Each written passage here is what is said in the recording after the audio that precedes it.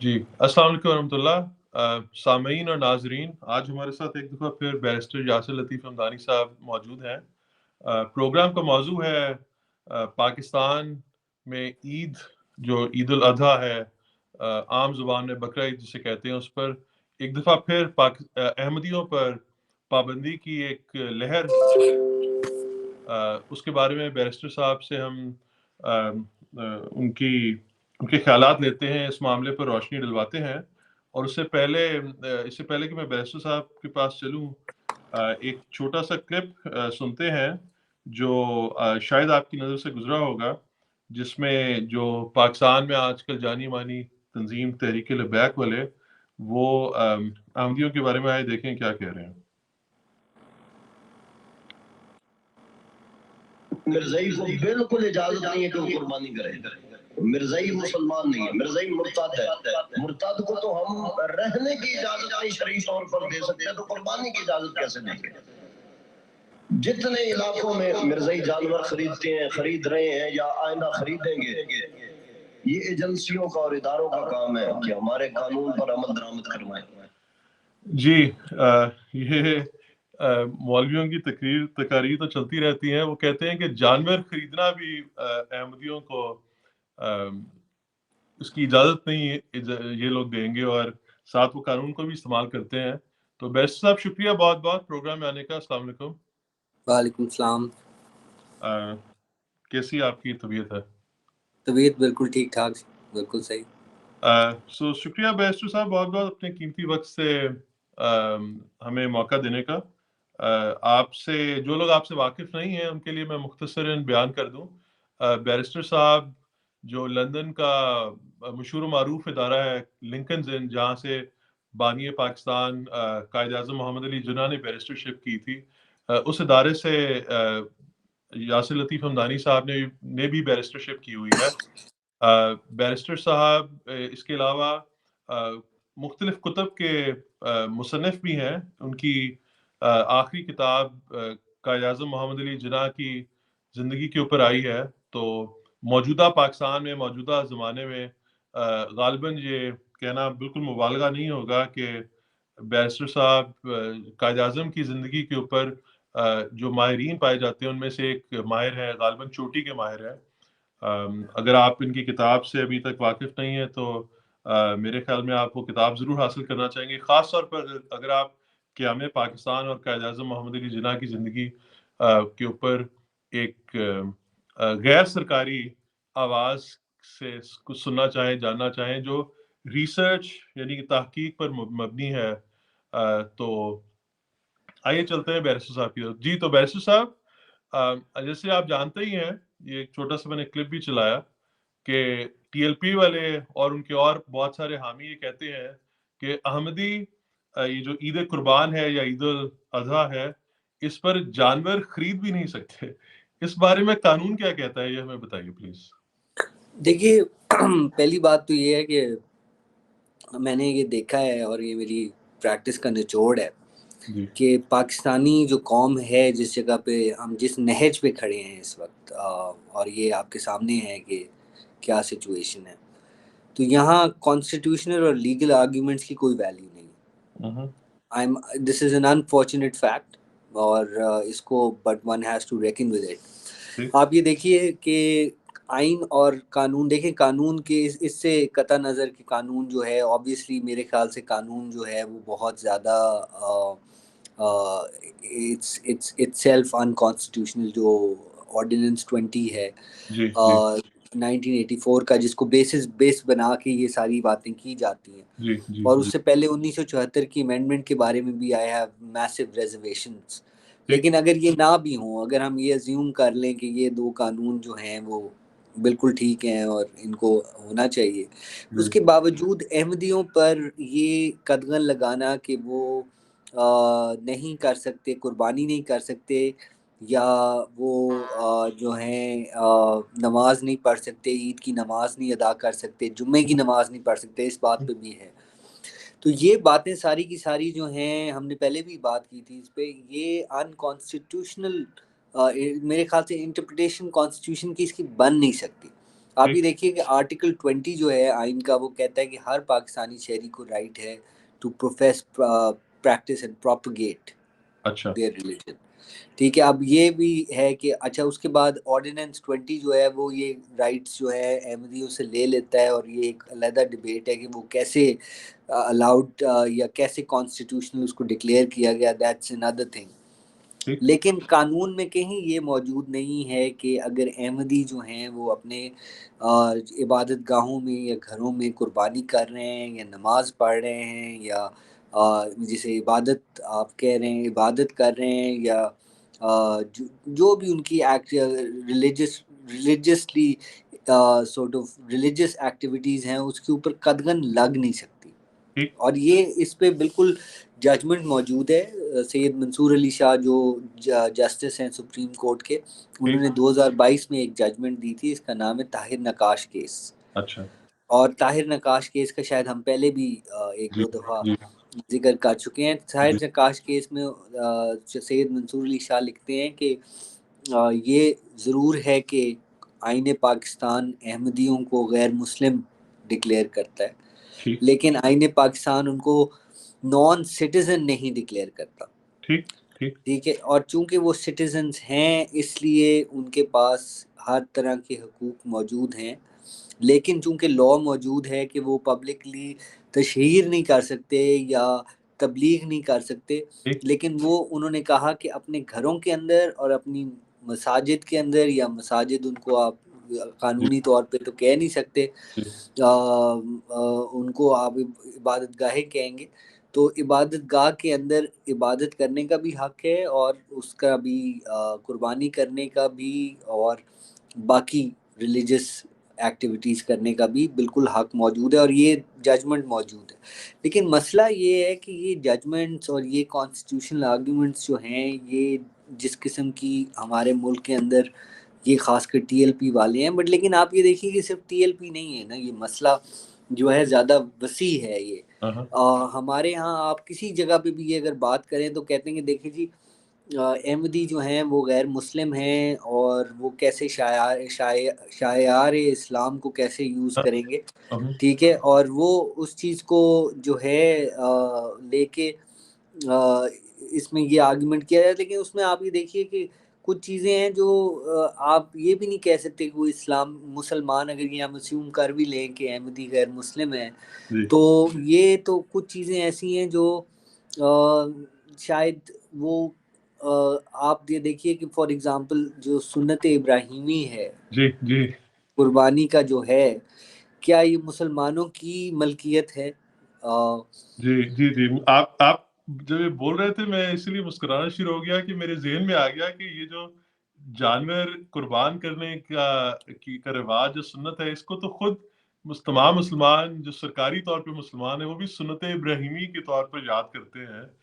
تو وہ تو خود مانتے ہیں کہ یہ جو سنت ہے یہ حضرت ابراہیم علیہ السلام کی طرف سے چلی آ رہی ہے، اور حضرت ابراہیم علیہ السلام کو ظاہر سی بات ہے جو مسیحی لوگ ہیں، جو یہودی مذہب سے تعلق رکھنے والے لوگ ہیں، وہ بھی مانتے ہیں.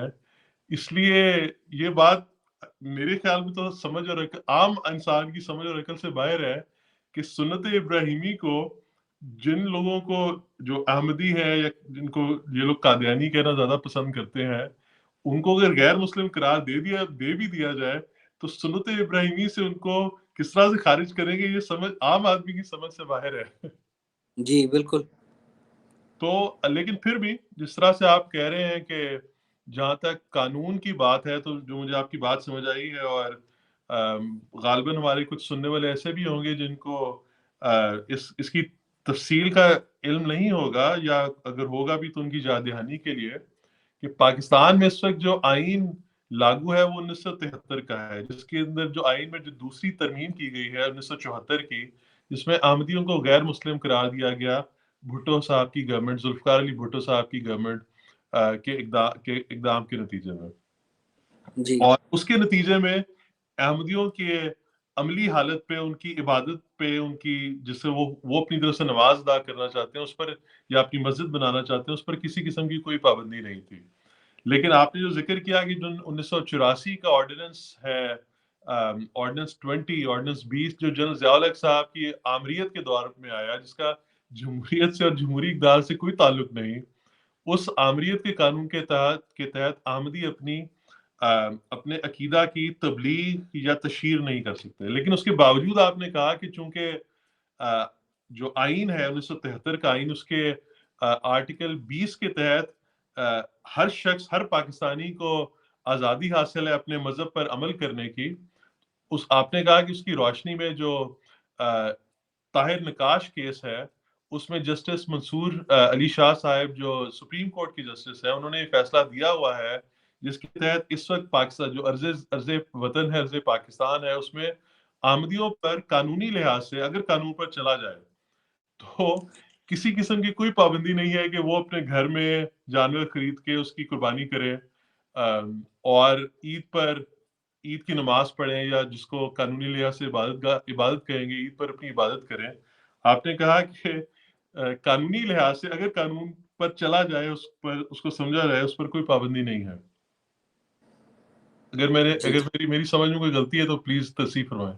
نہیں، بالکل آپ صحیح کہہ رہے ہیں. اور یہ دیکھیے کہ بڑے دیکھیں اس کے مطلب ہے، اس میں کوئی اصل میں مسئلہ جو ہے وہ یہ ہے کہ ایک جنرل قسم کی اپیزمنٹ ہے جو ریاست جو ہے وہ کر رہی ہے، ان کو اپیز کر رہی ہے ٹی ایل پی والوں کو اور باقی اس طرح کے ریاکشنری گروپس کو. آپ یہ دیکھیے کہ انہوں نے ایک فارم سا دیا ہوا ہے جس کے اندر وہ کہہ رہے ہیں کہ احمدیوں کو جو فل کرنا پڑ رہا ہے، وہ حلف دیں گے آپ یہ نہیں کریں گے. حلف نامہ ہے بالکل. اور وہ اس فارم میں یہ بھی لکھا ہوا ہے کہ 5 لاکھ روپیہ آپ دیں گے اگر آپ جو ہے قربانی کریں گے، عید کی نماز پڑھیں گے. اچھا، یہ اس میں باقاعدہ لکھا ہوا ہے. تو یہ چیزیں جو ہیں یہ ساری انکانسٹیٹیوشنل ہیں. اگر پاکستان میں کوئی قانون ہوتا، جو کہ نہیں ہے میرے خیال سے، بدقسمتی سے، یا عدالتیں اگر کام کر رہی ہوتی، تو یہ اس طرح کے حلف نامے جو ہیں وہ اسٹرائک ڈاؤن کر دیے جاتے ہیں، کیونکہ یہ بالکل ہی انکانسٹیٹیوشنل ہے. اس میں سوال یہ پیدا ہوتا ہے، جو میں نے مختلف مثالیں دیکھی کہ مختلف شہروں کی جو بار کاؤنسلز ہیں، جو وکلاء کی تنظیمیں ہیں، انہوں نے خطوط لکھے ہیں پولیس کو جس میں انہوں نے یہ مدعا لیا ہے کہ آمدیوں کو قربانی کی اجازت بھی نہیں ہے قانون کے مطابق، یا نہیں ہونی چاہیے ان کی خیال یا ان کی تشریح کے مطابق. تو اور یہ میرا خیال ہے، شاید میں نے، اگر میری یادداشت صحیح کام کر رہی ہے، تو مانسیرا کی طرف سے بھی میں نے یہ دیکھا ہے، پنجاب کے کئی علاقوں کی بار کاؤنسلوں کو دیکھا ہے، غالباً ملتان کا بھی دیکھا ہے، اور سندھ کی بھی کچھ بار کاؤنسلوں کا میں نے دیکھا ہے، میرے ذہن میں اس وقت آ رہا ہے.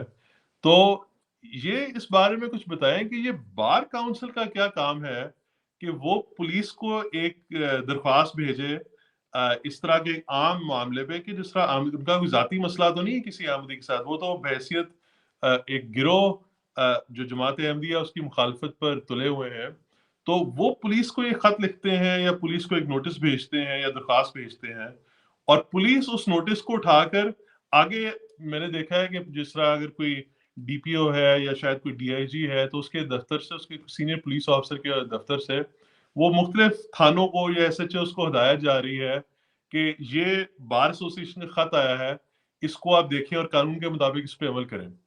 اس پر کچھ روشنی ڈالے کہ یہ بار کاؤنسل کا کیا اس میں کردار ہے اور ان کا کیا اس کے پیچھے کیا محرکات نظر آتے ہیں. جی دیکھیے، اس میں سب سے زیادہ تو جو سیڈلی ڈیمننگ جو ہمارے لیے ایشو تھا، وہ لاہور ہائی کورٹ بار، جس کا ایک ٹریڈیشن ہے، ایک ہسٹری ہے، اس نے لاہور ہائی کورٹ بار نے یہ خط لکھا ہے. اور وہ ساروں کے جو خطوط ہیں تقریباً ساروں کا متن ایک جیسا ہی ہے، غالباً وہ کاپی پیسٹ ہے. جی، کاپی پیسٹ ہے. ہاں جی، اس میں کوئی پراپر لیگل آرگیومنٹ نہیں ہے. ٹھیک ہے، میں تو صرف اس میں یہ کہوں گا کہ اب ایک تو بار کاؤنسلز کا یہ کام نہیں، یا بار ایسوسیشنز ہیں، بار ایسوسیشنز کا کوئی کام نہیں ہے اس طرح کے لیٹرز لکھنا اور اس طرح کی قرارداد بھی پیش کرنا. لیکن اور یہ کراچی بار ایسوسیشن نے بھی کیا ہے، جو کہ ایک اور بڑا سرپرائزنگ سچویشن ہے. تو ان کا، جیسے آپ کہہ رہے ہیں، ان کا کوئی رول نہیں ہے اس طرح کا لیٹر لکھنا یا اس طرح کا ریزولوشن پاس کرنا یہ بالکل ان کے مینڈیٹ سے باہر ہے. لیکن اس کے باوجود اگر یہ لکھ رہے ہیں تو اس میں کوئی لیگل آرگیومنٹ تو دیں. وہ لیگل آرگیومنٹ ہے ہی نہیں, صرف کہہ رہے ہیں کہ 298C کے اندر تحت یہ کر نہیں سکتے. حالانکہ قربانی کیوں نہیں کر سکتے, یہ دیر از نو لیگل آرگیومنٹ.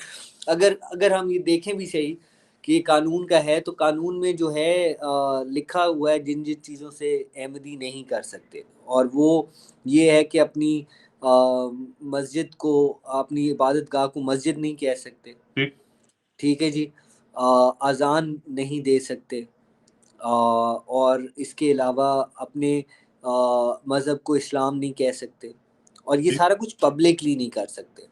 ٹھیک ہے, دیکھیے قانون جو ہے وہ کسی کے تھاٹ پروسیس کو یا اس کی سوچ کو جو ہے وہ نہیں کر سکتا.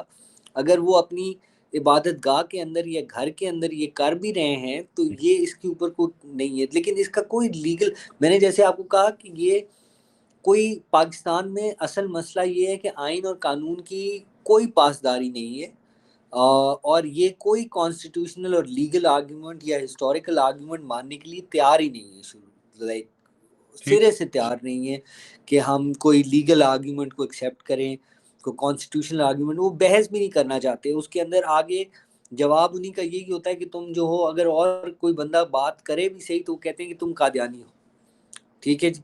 اور وہ یہ موب ہے. اور آپ کی جو لاہور ہائی کورٹ بگٹس ایسوسی ایشن اور جو کراچی بگٹس ایسوسی ایشن ہے, اور جو باقاعدہ باقی ساری بگٹس ایسوسی ایشنز ہیں, یہ بار ایسوسی ایشنز نہیں ہیں, یہ بگٹس ایسوسی ایشنز ہیں. ان کا آپ کی بات سے مجھے خیال آیا کہ میں تو یہ کہوں گا کہ یہ بڑی افسوسناک اور کربناک صورتحال ہے, اس لیے کہ عام طور پر جو دنیا کے کم از کم ترقی یافتہ ملکوں میں یا اور پڑھے لکھے معاشروں کے جو قانون پریکٹس کرنے والے لوگ ہیں, جو وکلا حضرات ہیں, وہ عام طور پر لیفٹ لیننگ یا عام طور پر جسے کہیں گے روشن خیال لوگ ہوتے ہیں. وہ قانون سے ایسی راہ نکالنے کی کوشش کرتے ہیں جس سے وہ گروہ یا وہ عوام کے وہ جماعتیں جو اقلیت ہیں یا جن کے حقوق غصب کیے گئے ہیں, یا عام طور پر جس طرح